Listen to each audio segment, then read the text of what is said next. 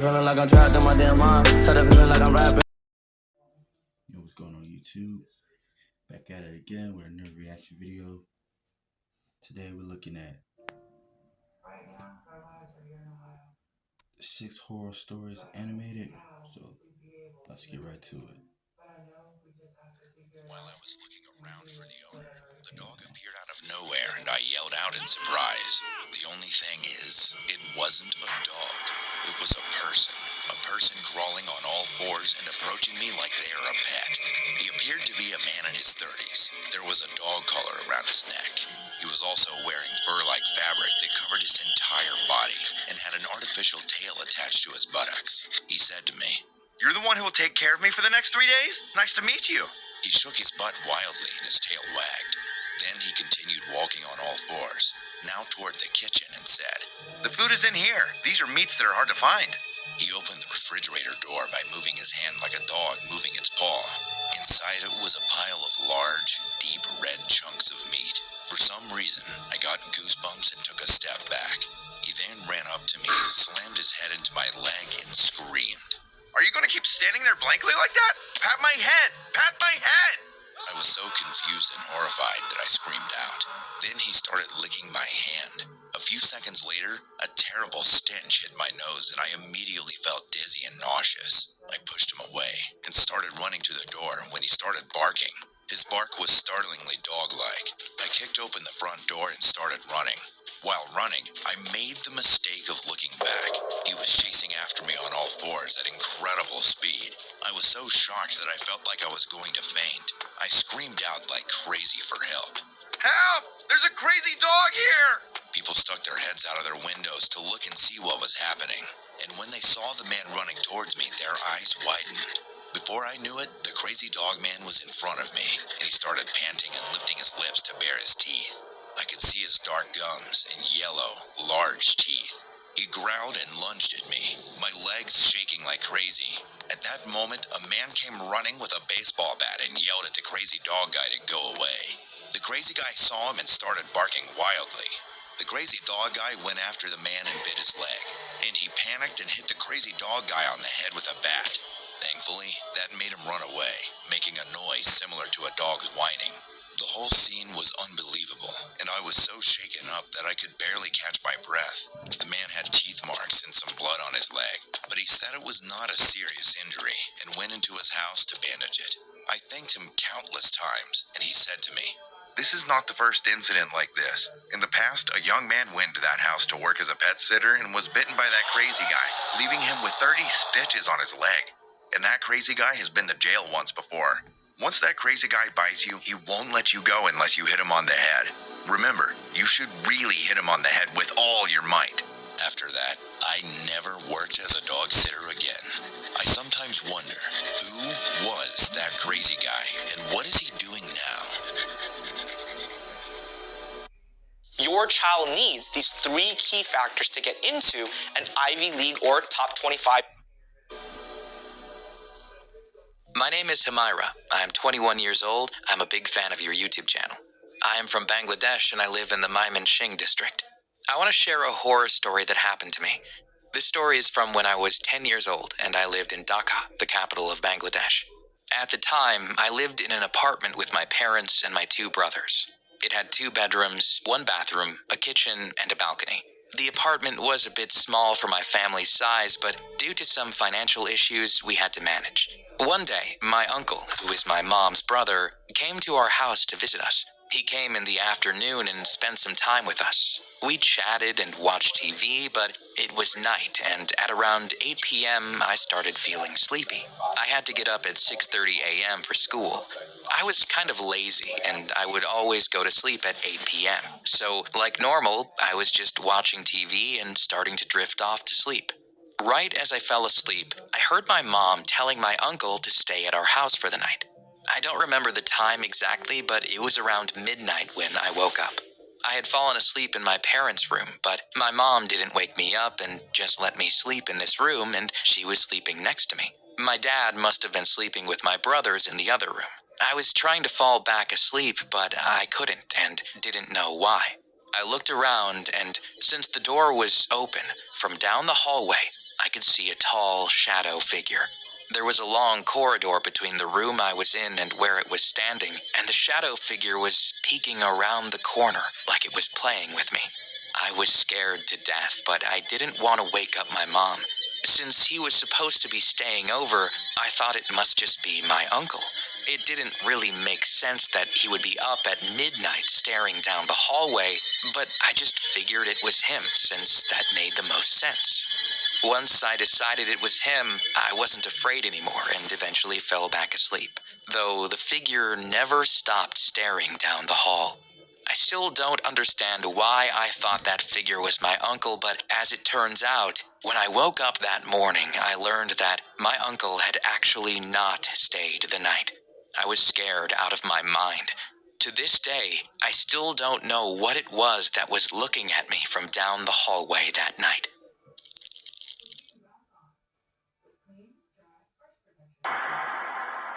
This happened 2 months ago. I live in Myanmar. It's a beautiful country. It was another normal day at school. Usually, I wake up at 5:30 a.m.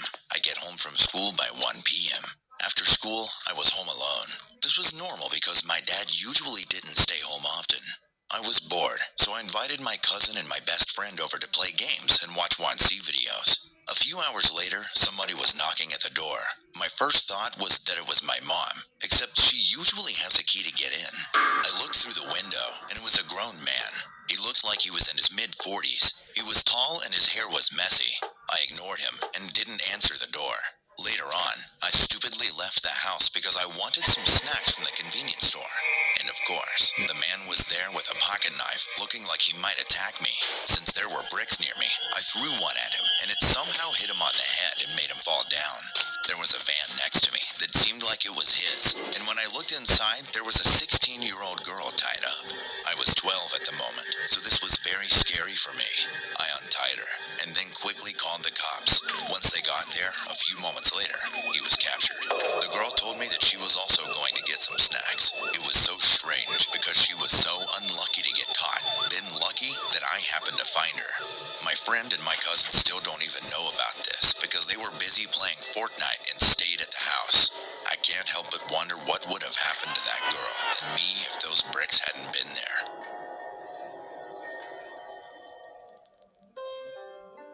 This is the first ever creepy thing that had happened to me. Or rather, the first time I truly saw something really creepy.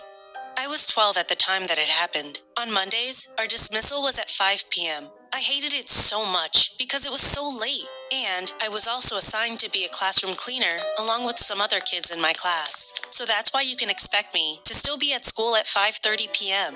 A short description of our school. I went to a private Catholic school, and besides our school court, there was a gate. And behind that was what they call the residence, where the nuns and priests would stay. It was old and rusty, with gray concrete walls. People loved to make rumors about it, since it was very old, and some nuns have died in there. Our classroom is located on the 3rd floor. The hallways are like terraces, so when you look down, you can get a view of the school. However, in front of our room, you could see the house where the nuns and priests stay. I never really paid any mind back then, but eventually, that changed. One afternoon, it was already pretty dark. It was almost 6 p.m. at the time, if I remember. While the other kids were cleaning inside the room, I went out to the hallways to clean our window. I took a break and turned around. There, I saw the house. I wanted to rest and lean onto the terrace of our hallways, looking at the sky that was already dark. When I shifted my gaze, I looked at the house again, and there, I saw something just in front of the house. A figure, something, or someone, covered in a white cloth. You really can't see anything besides its shape and color, which looked like a human to me, just covered in a white blanket. I frowned and thought it was a little weird. I heard the door from our classroom open and turned to see my friend, who we'll call Carrie. "Carrie, look!" I shouted to her and pointed down to where I saw the weird figure. I looked back quickly and it was gone. That's when I felt chills down my spine. I wasn't scared until it disappeared. I was stunned and my heart was racing. It was just there. Where did it go? "What's up?" she asked me, and I snapped out of my thoughts. I don't remember if I told her that I saw something, or I just shrugged it off, because all I can remember is the fear I felt. But on my way home, I was so scared and confused. What was that thing? Was it a hallucination of mine? How did it disappear so quickly? The next week, when it was Monday again, and I was assigned as one of the cleaners, I looked to where I saw that thing, and there was nothing. Until I glanced at the window and saw it again. No face, no anything. Just a figure covered in a white blanket. I really didn't want to point it out to my friend again, so I just kept my mouth shut and ran back inside our classroom. The noise my friends were making while cleaning calmed me somehow. To this day, I still don't know what that thing is. But every time I remember the rumors about the house, my brain can't help but think that it might be one of the dead nuns. That's crazy. I live in the Philippines, and at the time this story started, it was 4:30 or so in the afternoon on December 30th, and my father had gone to buy something in the next town. In that town, many fresh ingredients are available at the market, like as fresh as you can get. He was fetching something we needed for our New Year preparations. As my father waved goodbye to us, my sister, Mika, sighed and sounded worried about him. I was confused because she would always want to go everywhere with my father. I didn't think much of it, so we waved goodbye and went back to doing whatever we were doing. Around 5 o'clock, it was getting dark quickly. There was no sunset. It went from light to completely dark very quickly. I was starting to get worried that he wasn't back yet. You see, my mom was not home, as she works overseas, and I was the only one who was responsible for looking after my sister when my dad went to the next town over. I was dancing in our living room for no particular reason, just dancing out of boredom, when suddenly, my sister Mika came running to me with a worried face. She said something that even now gives me the creeps. My sister said, "Ate, Papa's mouth is covered with tape, and his hands are tied to his back." Then she started explaining it to me, while acting out how she saw it. I was shocked. I turned the speaker off and picked up my phone and checked my messages to see if my dad had called and left a message. But there was nothing. I was panicking and contacted my mom and my mom's boyfriend at the time to tell them what my sister had just said. After several minutes of waiting, I heard my dad's motorcycle in the driveway. I ran out and hugged him and almost cried when I saw him unharmed. But that is not the end of this story, actually. When we were eating, my dad explained why he was late. He said that while he was driving, he suddenly saw a huge crowd on the road. Of course, he grew anxious and tried to figure out what was happening. Eventually, he learned that there were 2 people on the road, dead. What was worse, he said that their hands were tied and there was tape on their mouths, and they had both been shot in the back of the head. I was in shock and ended up explaining what my sister said to me. He took it as a joke, but I did not. I mean, how could my 3-year-old sister know that stuff? Like getting tied up and having your mouth taped. Maybe because of movies or TV? It's just that I don't think so. She hates watching TV. Life is expensive. Tools don't have to be. That's why over 75 million TV. My name is Kimberly, and I'm 19 years old. I have light brown skin, brown eyes, and shoulder-length black hair. I want to share my personal scary story that happened to me 2 years ago. It was a Friday, and I had just come home from school. I greeted my mom as she was leaving for work, and she told me to not wait up for her since she would be coming home late. My dad left us when I was a baby, and since then, it's only been my mom and I. I told her okay, and she left. I went upstairs and changed into my comfy clothes and went back downstairs into the kitchen, where I started cooking dinner for me and her to eat when she came home from work. After cooking, I did a little bit of chores, took a shower, ate dinner, and checked all the doors and windows to make sure that they were locked. When I was finished cleaning up, I went into the living room with my computer, as I wanted to catch up on some of the shows that I had missed recently. About 3 hours into watching my show, I heard our main door being opened and closed. I thought it was my mom, so I didn't pay attention and went back to watching my show. I had headphones in, so I couldn't hear my mom talking to me. Normally, she would have to come over to me, and that's when I felt someone was leaning over the couch I was sitting on. As I slowly lifted my head, I saw my mom looking down at me with her eyes open unnaturally wide and staring at me immensely. I asked her what was wrong, but she didn't respond, and as I kept looking at her, I felt like something was off about her. I couldn't tell exactly, but I just felt off about her. As I looked closely, I saw she wasn't wearing her nurse scrubs. I figured she probably went upstairs and changed before I could see her.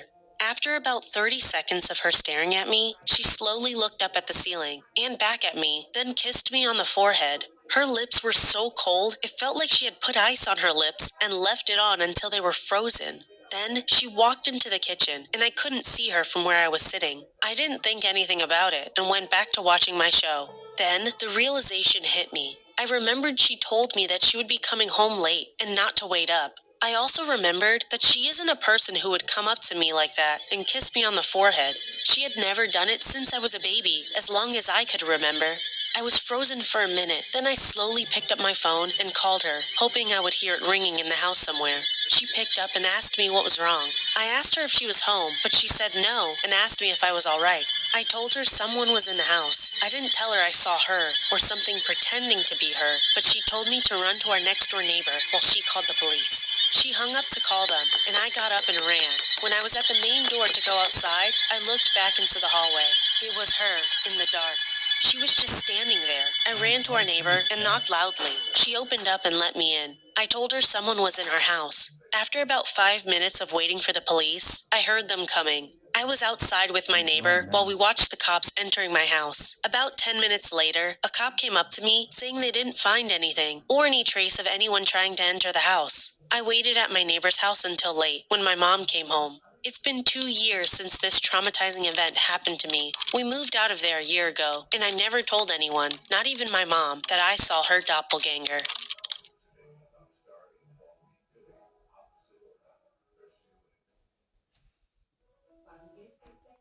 Feels like a dream, feels like that. Alright, y'all, that's about it. Y'all make sure y'all like and subscribe, comment down below what else you want me to do. And alright, y'all, peace.